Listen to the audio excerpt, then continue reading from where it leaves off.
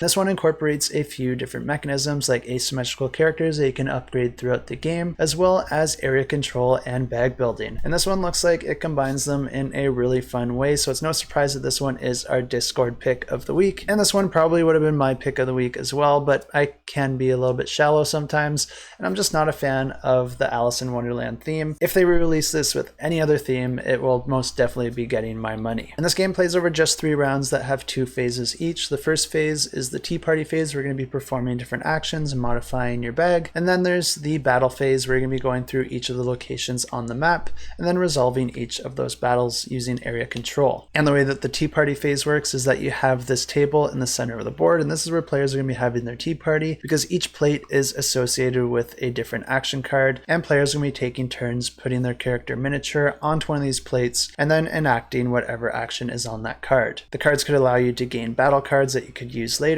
or even add or remove different chits from your bag, or even gain certain ally cards which will allow you to put those allies' chips in your bag, and will also come with an associated card that lets you know the way that that chip works anytime that you happen to draw it out. The cards also have different numbers on them, and this is going to let you put a number of your minions into one of the location spaces out surrounding the board, and this is going to increase your presence in the different areas, which is going to help you in the battle phase. And that's pretty much all there is to the tea party, and then we move into the battle phase where you're going to be going through each of these locations and then resolving the battle at that location. A player's presence there will immediately add to their strength, but then there's a push your luck mechanism here because each player will be able to draw from their bag and then simultaneously reveal a chip. And the chips can do different things, mainly increasing your strength at a location, but they can also have special abilities like putting chips back into a bag or modifying the state of the board in your favor. But the catch here is that there's also madness chips or even double madness chips in your bag, and if you ever draw enough to add up to 3 madness. So that's why it's so important to try and have as much presence at a location before you even start drawing chips from the bag. But because of this risk, players also have the choice to draw no chip from their bag when they go to do that simultaneous reveal,